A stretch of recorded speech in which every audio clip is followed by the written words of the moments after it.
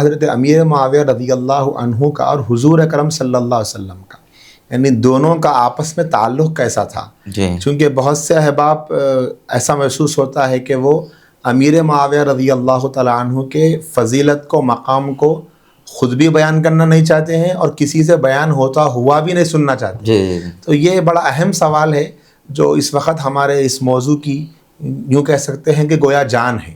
تو اس سلسلے میں بھی آپ روشنی ڈالیں تو بڑی مہربانی۔ حضرت امیر معاویہ رضی اللہ تعالیٰ عنہ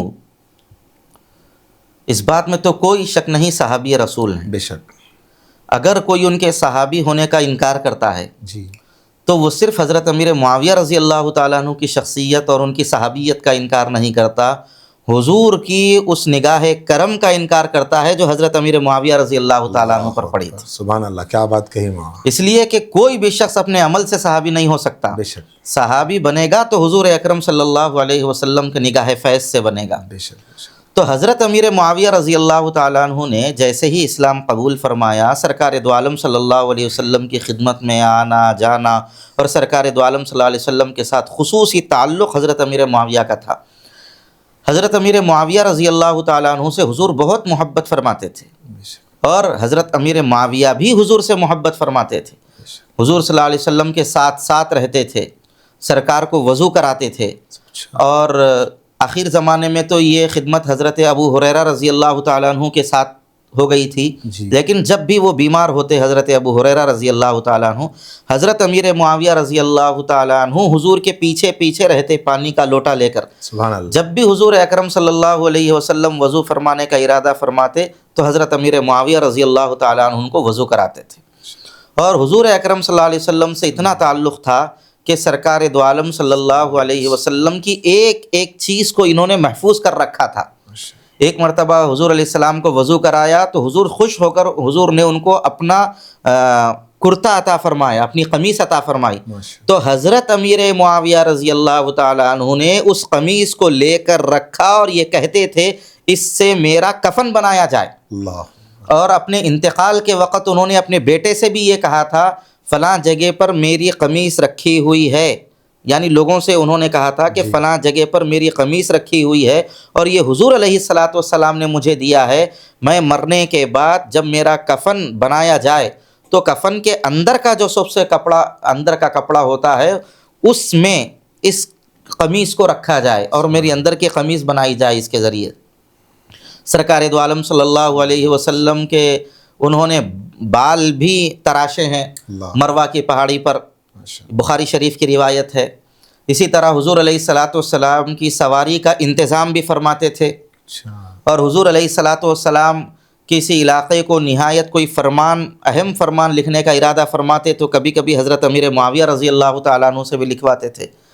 تو حضرت امیر معاویہ رضی اللہ تعالیٰ عنہ کو سرکار دو عالم صلی اللہ علیہ وسلم سے اتنا تعلق تھا کہ حضرت اماں جان عائشہ صدیقہ رضی اللہ تعالیٰ عنہا کے پاس سے انہوں نے ایک موقع پر حضور علیہ الصلاۃ والسلام کے بال ان کے پاس بھی کچھ رکھے تھے، اس کو منگوائے، اور حضور علیہ السلام کا ان کے پاس کچھ کپڑا تھا اس کو منگایا، اس کو اپنے بدن سے مس کیا، پھر اماں جان حضرت عائشہ رضی اللہ تعالیٰ عنہا کو واپس کیا اور ان بالوں کو پانی میں ڈالا اور اس پانی کو نوش کیا، اور مروہ کی پہاڑی پر جو انہوں نے بال تراشے تھے ان بالوں کو بھی اٹھا کر رکھے تھے، اور سرکار کے ایک موقع پر ناخن تراشے تھے، ان ناخنوں کو بھی ایک شیشے میں ڈال کر رکھا تھا، اور یہ وصیت کی تھی میرے مرنے کے بعد ان ناخنوں کو جو حضور علیہ الصلاۃ والسلام کے ہیں میرے کفن میں ڈال دینا، اور سرکار کے جو بال ہیں میری ناک میں اور میرے منہ میں ڈال دینا۔ یہ تبرکات رسول صلی اللہ علیہ وسلم سے حضرت امیر معاویہ رضی اللہ تعالیٰ عنہ کی عقیدت و محبت کا اظہار ہوتا ہے، اور سرکار دو عالم صلی اللہ علیہ وسلم کی محبت کا اندازہ لگایا جا سکتا ہے۔ سبحان اللہ، بہت خوب۔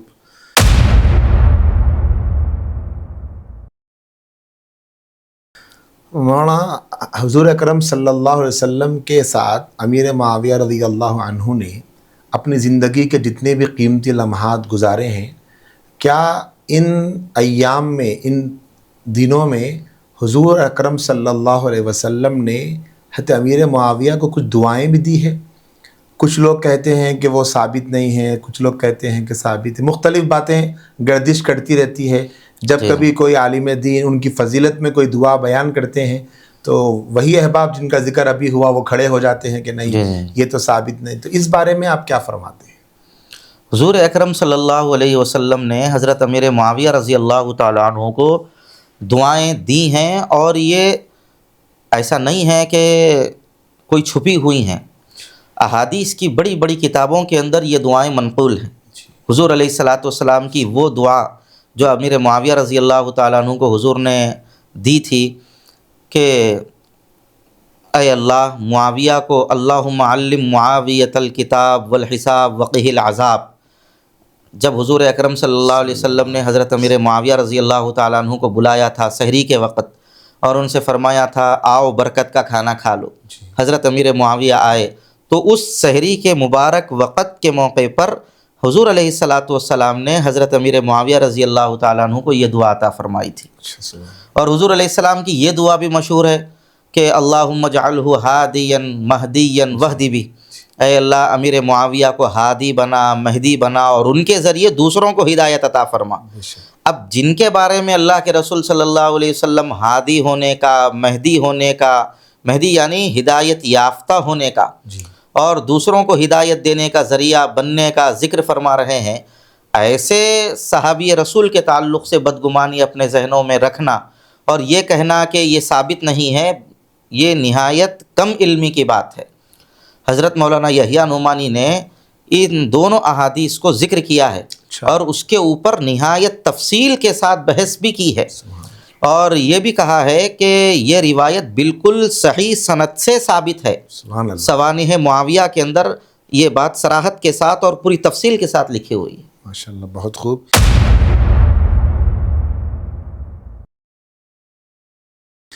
ماشاءاللہ آپ نے دعاؤں کا تو ذکر کیا، لیکن کچھ لوگ ایسے بھی ہیں جو امیر معاویہ رضی اللہ عنہ کے بارے میں یہ کہتے ہیں کہ حضور نے ان کے لیے بددعائیہ جملے کہے تھے کہ تمہارا پیٹ کبھی نہ بھرے. تو اس کی کیا حقیقت ہے؟ اس بارے میں بھی آپ روشنی ڈالیں تو بڑی مہربانی ہوگی.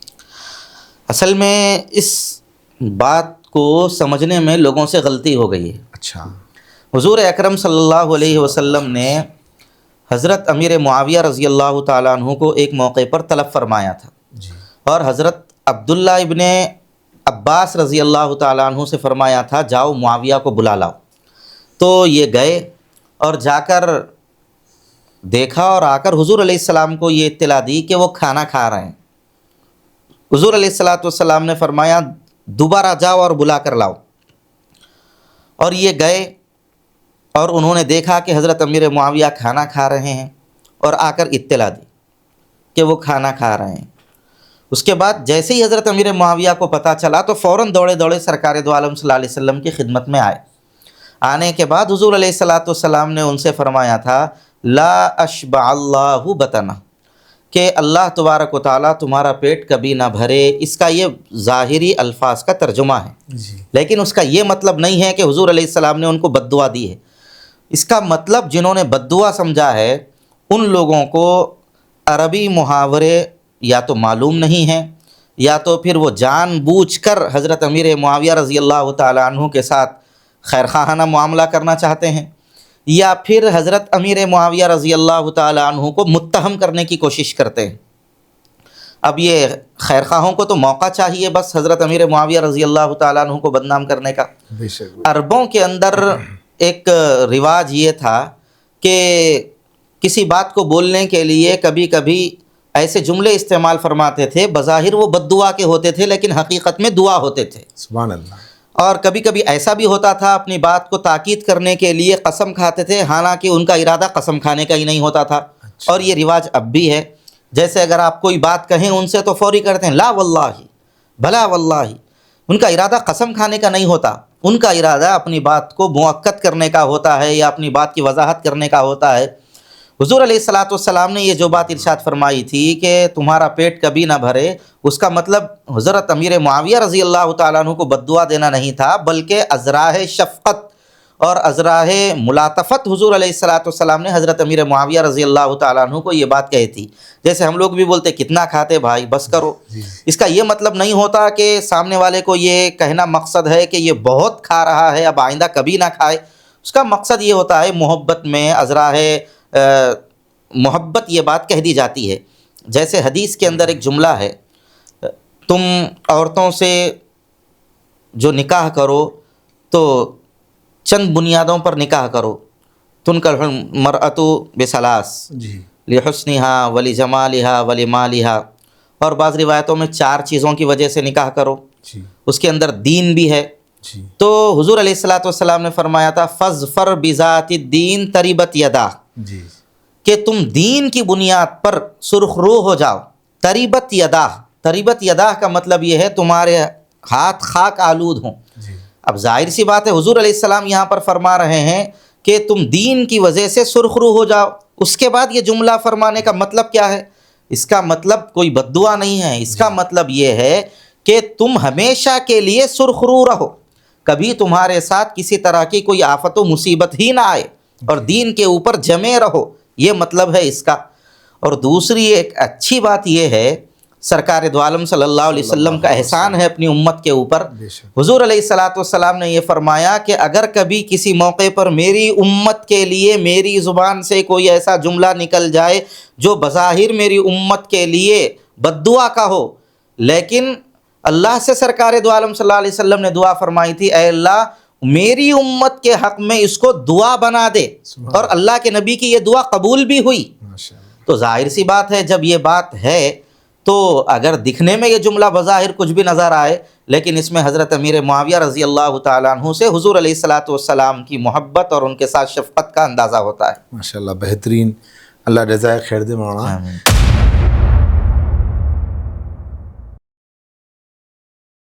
یہاں پر اسی طرح کا ایک اور سوال بھی ہے کہ حضرت امیر معاویہ رضی اللہ عنہ کے بارے میں جیسے آپ نے ابھی بتلایا کہ اگرچہ وہ فتح مکہ سے پہلے ہی دل سے اسلام قبول کر چکے, لیکن اظہار فتح مکہ کے موقع پہ کیا.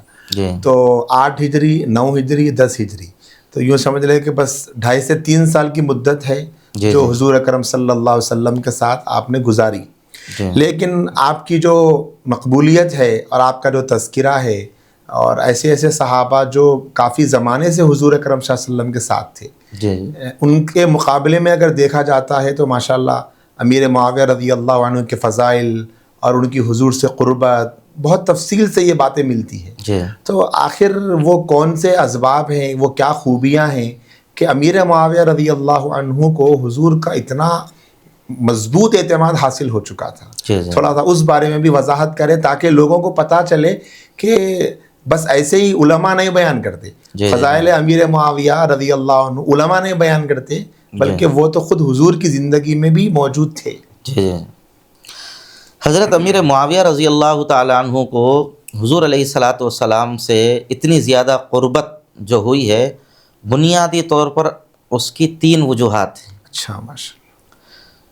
پہلی وجہ یہ ہے کہ حضرت امیر معاویہ رضی اللہ تعالیٰ عنہ کی خاندانی شرافت, ان کی ذاتی نجابت جو تھی, ظاہر سی بات ہے وہ ایک شریف النسب تھے اور نہایت شریف خاندان سے تعلق رکھتے تھے, اور ان کے والد بھی نہایت شریف تھے.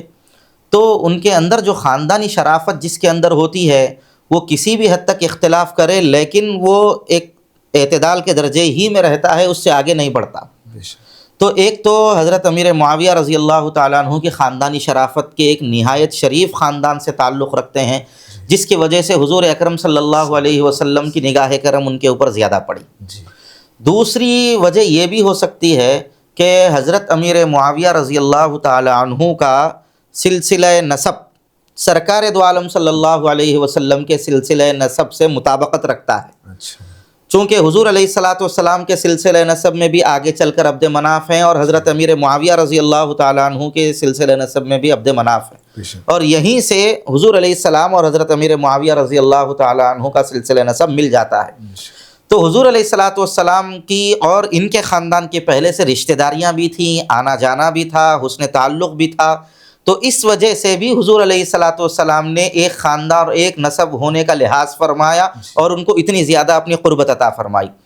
اور تیسری ایک اہم ترین وجہ یہ ہو سکتی ہے کہ خود حضرت امیر معاویہ رضی اللہ تعالیٰ عنہ کی ذاتی صلاحیت, ان کی لیاقت, کاموں کے انجام دینے کے اندر حسن انتظام اور لوگوں کے مراتب کا لحاظ اور ان کا حلم اور ان کی بردباری اور ان کے اندر کاموں کو سمجھنے کا اور کاموں کو نہایت اچھائی کے ساتھ اختتام تک پہنچانے کا جو سلیقہ تھا وہ نہایت قابل دید تھا.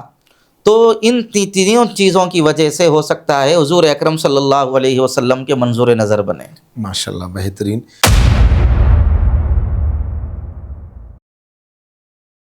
اسی طرح حضرت مولانا ایک سوال یہ بھی ہے کہ امیر معاویہ رضی اللہ تعالیٰ عنہ نے جو زمانہ بھی حضور اکرم صلی اللہ علیہ وسلم کی صحبت کا پایا، کیا اس میں کوئی ایسی نمایاں خدمت کتابوں میں موجود ہے جو حضور نے امیر معاویہ رضی اللہ عنہ سے لی ہے؟ اس بارے میں بھی آپ وضاحت کر دیں. حضور اکرم صلی اللہ علیہ وسلم نے حضرت امیر معاویہ رضی اللہ تعالیٰ عنہ سے کئی خدمتیں لی ہیں. آپ سب سے بڑی خدمت حضور علیہ الصلاۃ والسلام کی ذاتی خدمت ہے. بے شک. اس سے بڑا شرف اور کیا ہو سکتا ہے؟ اس کے علاوہ حضور علیہ الصلاۃ والسلام نے ان سے فرامین بھی لکھائے ہیں، اور کتابت وحی کا جیسا اہم ترین فریضہ اللہ کے رسول صلی اللہ علیہ وسلم نے حضرت امیر معاویہ رضی اللہ تعالیٰ عنہ کے سپرد فرمایا تھا. اور یہ پڑھے لکھے صحابی تھے اور بہترین لکھتے تھے. تو حضور اکرم صلی اللہ علیہ وسلم نے ان سے قرآن مجید بھی لکھوایا ہے. اور کتابت وحی کے سلسلے میں حضرت امیر معاویہ رضی اللہ تعالیٰ عنہ نہایت معروف ہیں، اس کا کوئی انکار نہیں کر سکتا.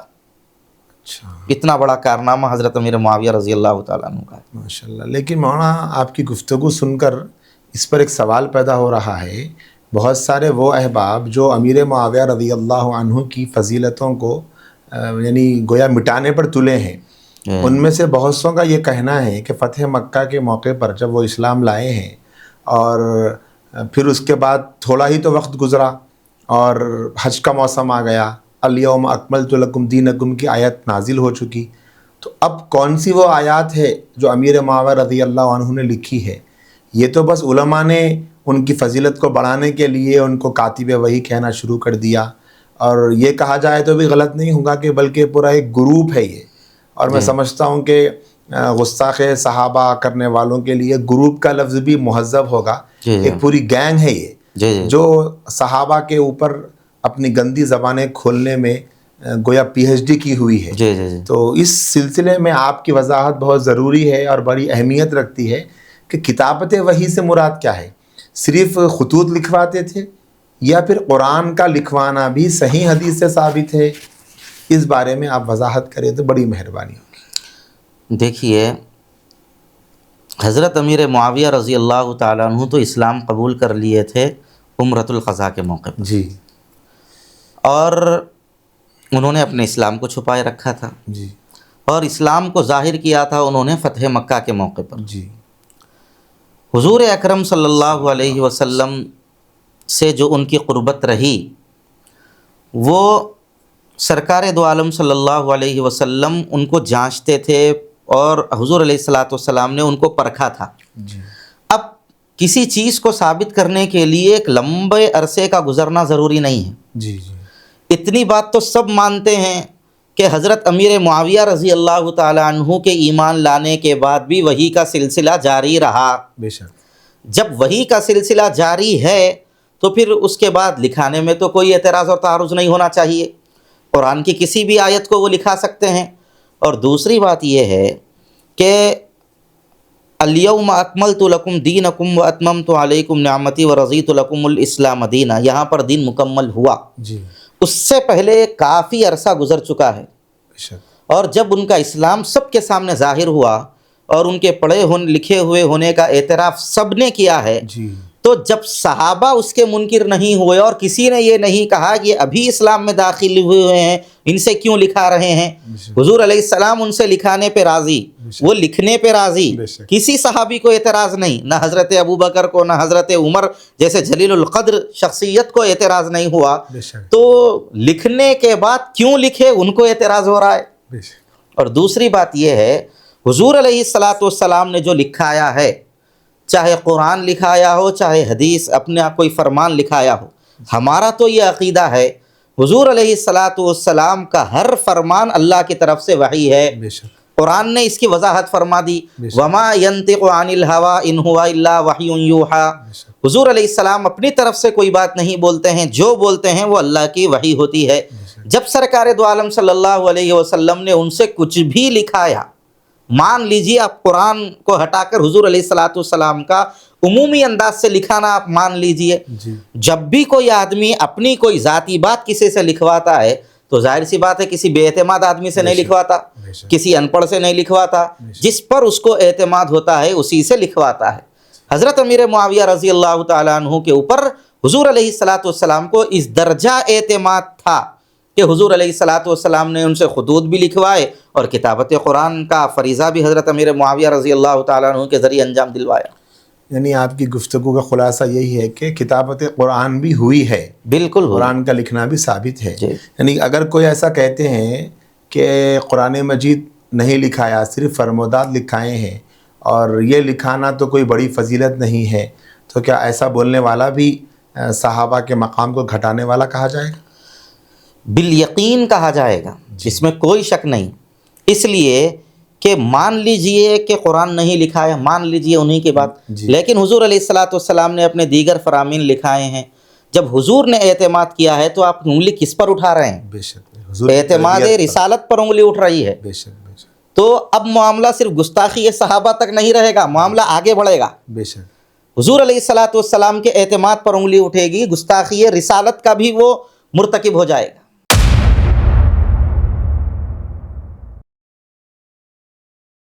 تو وہ لوگ جو ایسے یوٹیوبرز کو اور ایسے اسکالرز کو سن رہے ہیں جو صحابہ کرام کے بارے میں بولتے ہیں، بالخصوص امیر معاویہ رضی اللہ عنہ کے بارے میں، ایسے نوجوانوں کو کچھ پیغام دیجئے جس سے ان کو سمجھ میں آئے کہ ہم کس کو سنیں کس کو نہ سنیں، اور بیانات کے سننے کا معیار وائس کوالٹی، ویڈیو کوالٹی، یا پروف اور حوالہ ریفرنس سسٹم ہو، یا پھر کیا ہونا چاہیے، اگر آپ اس بارے میں بھی بتائیں تو۔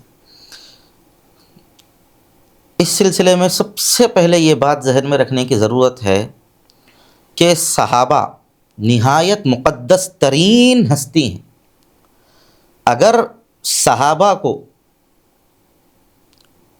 اگر آپ بے اعتماد کریں گے اور ان کے اوپر سے اعتماد کو ختم کیا جائے گا تو آپ کسی بھی اعتبار سے دین کو نہ سمجھ سکتے ہیں، نہ دین کی حقانیت تک پہنچ سکتے ہیں۔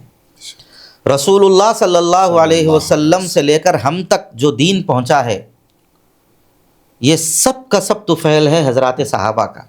ہمارے اور حضور کے درمیان سے اگر صحابہ کو نکال دیا جائے تو ظاہر سی بات ہے ہم تک دین پہنچ ہی نہیں سکتا ہے۔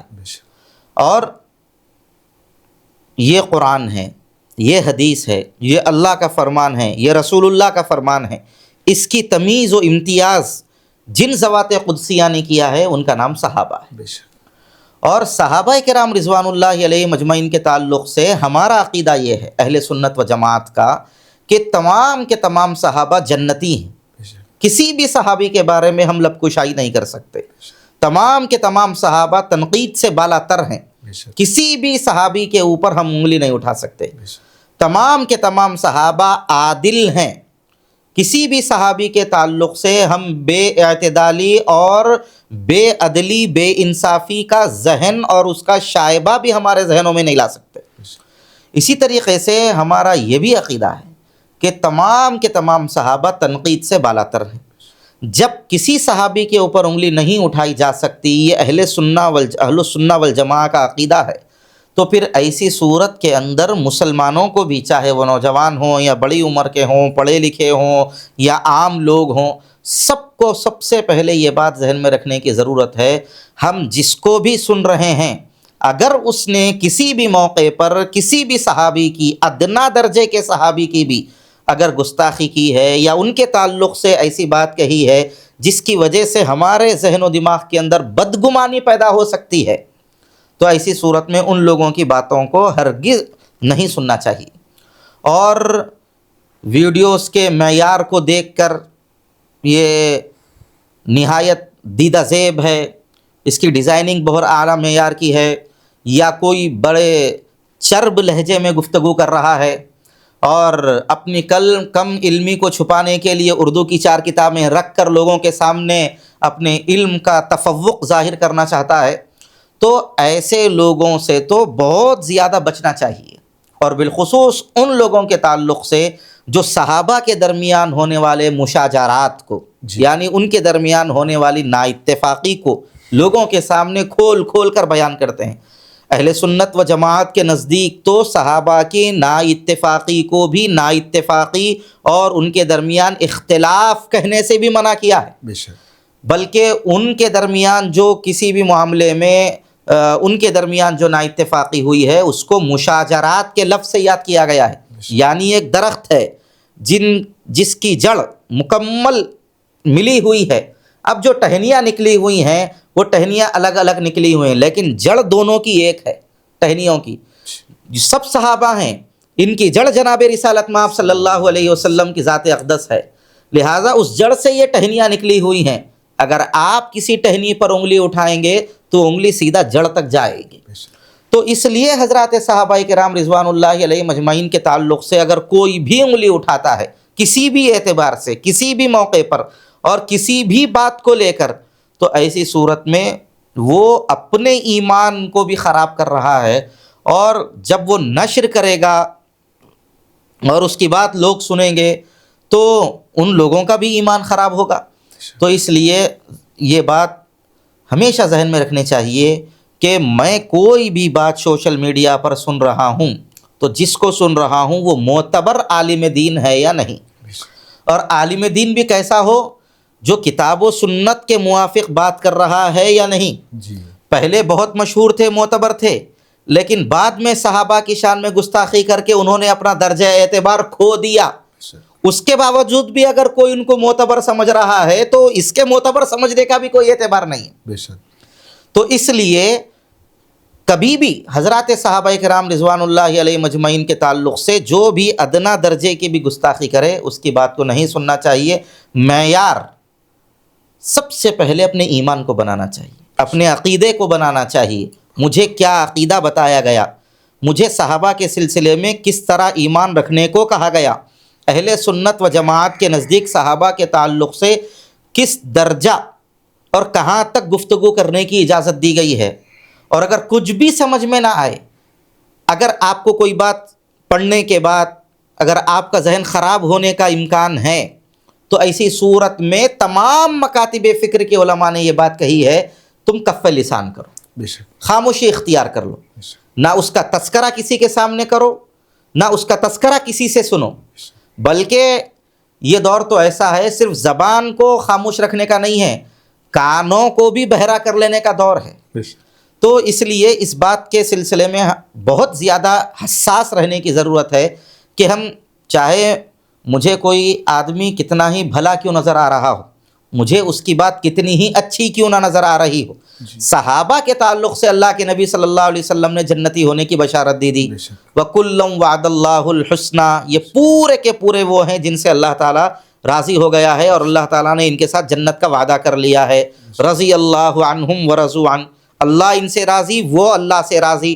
جب صحابہ سے اللہ راضی ہو گیا، رسول اللہ صلی اللہ علیہ وسلم نے اپنی رضا کی بشارت دے دی ہے، تو اس کے بعد صحابہ کرام رضوان اللہ علیہ مجمعین کے تعلق سے اگر کوئی برا بول رہا ہے یا ان کے تعلق سے بدگمانی پیدا کر رہا ہے تو اس وقت صرف ایک بات سمجھ لینے کی ضرورت ہے، میری نظر میں اس آدمی کی عزت زیادہ ہے جو بول رہا ہے، یا ان صحابہ کی عزت زیادہ ہے جنہوں نے رسول اللہ کا دیدار کیا۔ سبحان اللہ، صحابہ کی بے شک۔